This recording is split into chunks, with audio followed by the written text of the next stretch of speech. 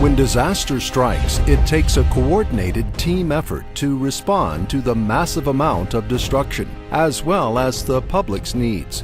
Planning and response teams, or PRTs, are an important part of the nation's response and recovery to natural and man-made disasters, both within the United States and around the world. There are 41 mission planning and response teams within the USACE. These teams are staffed and trained to respond to the pre-scripted missions assigned to the USACE as the primary agency for response and the coordination agency for response and recovery under the National Response Framework. This presentation will provide a thorough description of each mission planning and response team, as well as their functions and locations. An overview of the professional level cadres will also be provided. FEMA is the lead agency and initiates federal action by issuing mission assignments to the leads of the 15 Emergency Support Functions, or ESFs. The Corps is the lead agency for Public Works and Engineering, ESF 3, so this presentation will cover the roles and functions of the ESF 3 teams. The PRTs are sourced and managed for recruitment, training, and readiness by the USACE districts.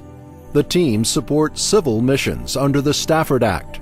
Lessons learned from Hurricane Andrew guided the development of these PRTs, which were first fielded in 1998. Prior to 1998, the Corps operated primarily through a volunteer system. Volunteers were frequently assigned to particular positions once they arrived in the field, in the manner of a pickup team. This led to many obvious disadvantages, particularly in matching specific skill sets with the needs in the field. Beginning in 1998 with Readiness 2000, the Corps started implementing the dedicated team concept of designing teams specific to the needs of the National Response Framework and the missions commonly assigned to the Corps. Among the many improvements, this system trains teams thoroughly in their specific missions. For example, the commodities team members receive training on commodities-specific material. This division of training has created very efficient avenues for mentoring, after-action, and ownership. These teams have changed over time as more experience is gained through field operations and will continue to change to meet new challenges. The Readiness 21 initiative, which leverages both civil and military capabilities, reached full operational capability on June 1, 2008. The Readiness Support Center thus became the Command and Control Training and Exercise Center aligned with Corps Headquarters. This alignment facilitates the tactical support of the annual training and exercise calendar under one organization. Having curriculum development, class design, as well as hosting for workshops and exercises all within one organization for both civil disaster and military contingencies improves efficiency for all and facilitates a previously unrealized cross-sharing of tools and capabilities. Planning and response teams are located throughout the Corps, with no team more involved than another. This creates an equal degree of readiness throughout the Corps for missions within the National Response Framework. The Pacific Ocean Division has 4 districts. 2 of those districts have specific mission assignments. The Alaska District covers infrastructure assessment, and the Honolulu District is responsible for emergency power. The Japan District and Far East District are both primarily military districts with military missions, so they serve as possible resource providers for the other Pacific Ocean Division teams. The Southwestern Division consists of 4 districts, and all of them have mission assignments. The Fort Worth District is assigned to debris. The Galveston District is assigned to commodities. The Little Rock District is assigned to temporary roofing, and the Tulsa District is assigned to emergency power. The Northwestern Division has 5 districts, with 1 district providing 2 teams. The Kansas City District handles national water. The Omaha District handles temporary roofing. The Portland District is assigned to debris. The Seattle District handles both commodities and infrastructure assessment. And the Walla Walla District handles emergency power.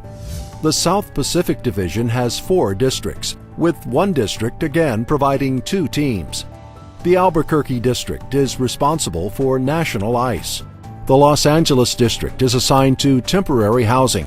The Sacramento District handles both debris and infrastructure assessment, and the San Francisco District is assigned to commodities. The Lakes and River Division has more districts than any other division, and all 7 districts together support the entire array of teams. The Buffalo District is responsible for infrastructure assessment. The Chicago District provides resources to the other teams. The Detroit District covers commodities. The Huntington District is assigned to temporary housing. The Louisville District covers debris. The Nashville District handles temporary roofing, and the Pittsburgh District covers emergency power. The North Atlantic Division has 5 mission-assigned districts. The Baltimore District is responsible for debris. The New England District is responsible for national water. The New York District covers temporary housing. The Norfolk District handles commodities, and the Philadelphia District is responsible for emergency power. The Mississippi Valley consists of 6 districts, one of which is not currently assigned a mission. The Memphis District covers emergency power. The Rock Island District is responsible for commodities. The St. Louis District is responsible for temporary roofing, and the St. Paul District covers temporary housing. The Vicksburg District is responsible for debris, while the New Orleans District is not currently assigned a mission. The South Atlantic Division has 5 districts, all of which are assigned missions. The Charleston District is responsible for national ice. The Jacksonville District is responsible for temporary roofing and temporary housing. The Mobile District is responsible for debris.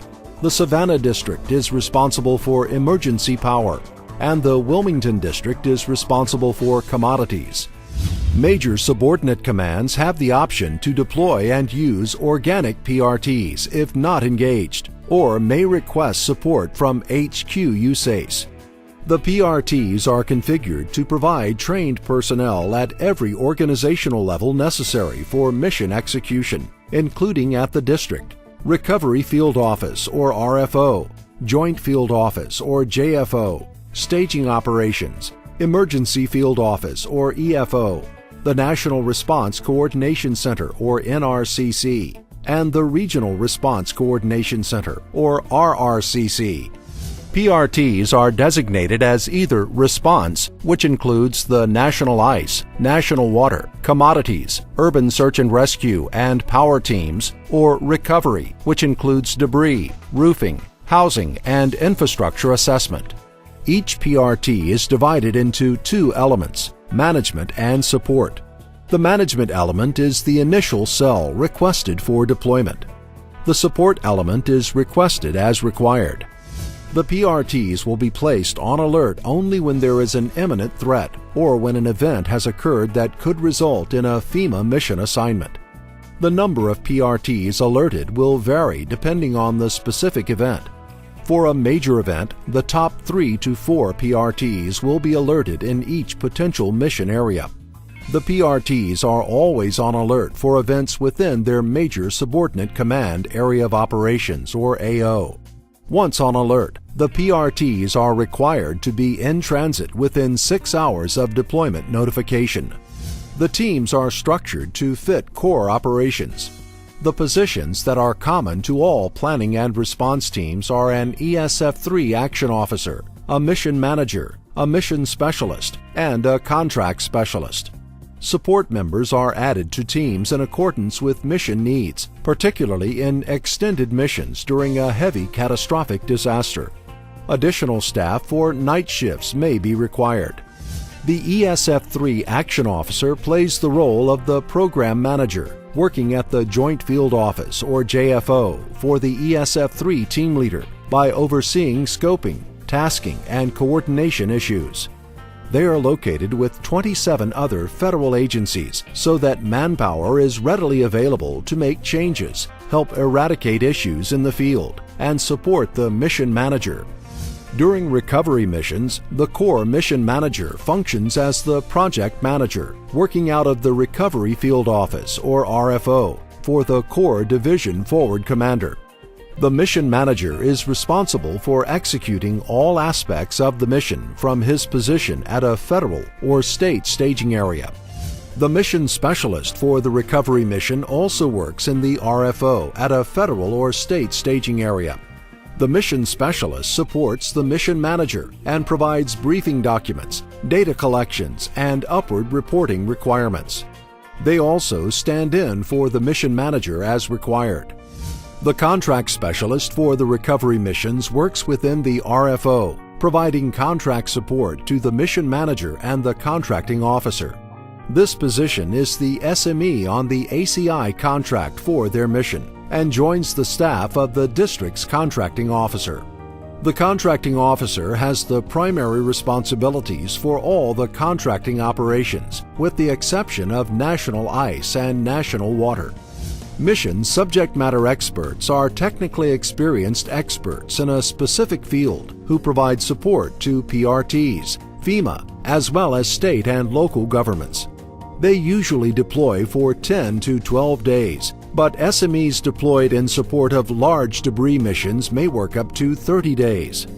The National Ice and National Water teams are comprised of the positions shown here. They support national priorities by procuring and delivering the commodities, and then tracking the commodities to the first delivery point. The commodities teams will then track and report on all subsequent commodity movements. The National Ice and Water teams work at the National Response Coordination Center located in Washington, D.C., from their home station and at the first designated delivery point or points. The commodities teams include these positions. As mentioned previously, the commodities teams work in the field and provide a mission liaison to the RFO to provide information and data reporting. These teams track all core commodities movements and account for contractual requirements. Power teams are made up with these positions, including members from the 249th Prime Power Battalion, who are experts on power generation and power requirements. The power team works with contractors to install FEMA-furnished generators at critical facilities. The team is responsible for installing, maintaining, removing, and decommissioning the generators for storage. Temporary housing is one of the largest PRTs because a diversity of workers are required for its many functions, including laying out a temporary housing site, providing sanitary water, and all other site development issues. The roofing mission typically supports high wind events by managing contractors to install FEMA-provided plastic for damaged roofs. The primary purpose of the roofing mission is to allow people to shelter in place. A secondary purpose is to help storm victims preserve their household belongings from further damage until permanent repairs may be made. First, the Corps requires that each homeowner provide written permission to enter their private property and also agree to hold the government harmless for claims. This is called Rights of Entry, or ROE. In very large disasters where hundreds of thousands of homes may be involved, one team will work the ROE process and another will install the roofs. The debris team consists of approximately 15 positions, including the ESF-3 Action Officer, Mission Manager, Mission Specialist, Contract Specialist, Resident Engineer, and a management team that may be sent to a disaster site early in the mission. Once a disaster is declared, or if it develops into a full mission, the remainder of the team will follow. In most cases, multiple debris teams are needed. These teams cover debris removal from public and private property, waterways, and structural demolition. The Infrastructure Assessment Team supports efforts for an earthquake event producing structural damage in the initial quake or aftershock. The primary mission is to assess the condition of buildings and homes to see if they are safe for inhabitants. This team manages these assessments and trains other engineers to rapidly determine if structures are safe to occupy. Lead divisions are assigned at these PRT divisions. Lead divisions manage specific sets of teams, and the subject matter expert cadres ensure consistent communications up and down the teams. They produce and update mission guides and standard operating procedures. They assure consistency and readiness for their assigned teams. They are responsible for the planning for training, as well as assuring the lessons learned are incorporated into the SOPs and annual training sessions. Functional planning and response teams and cadres provide highly trained personnel to support emergency response operations. They are also needed to provide professional functional support to augment the supported division or district in response to a natural or man-made disaster. Team leaders are experienced credentialed personnel who fill key response positions at the National Response Coordination Center, Regional Response Coordination Center, Emergency Response Team Advance, and Joint Field Office. During response operations, team leaders work directly for the Division Forward Commander and are operation control to FEMA as part of the Federal Coordinating Officer or FCO staff. Team leaders are responsible for receiving mission assignments, assuring adequate funding, and working with the supported division in executing missions. Assistant team leaders work with team leaders in providing assistance. Assistant team leaders are credentialed and rated during every deployment. Based upon performance, they are promoted to team leaders. Not all candidates who compete for the Assistant Team Leader or ATL team fall within the top 40. Currently, the Corps has approximately 21 TLs and 40 ATLs. Cadres who have received specialized training specific to emergency missions are available to support response efforts across the Corps.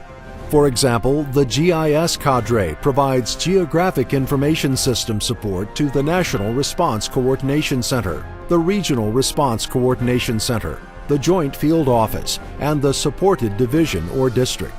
They also provide geospatial, satellite imagery, and modeling capabilities.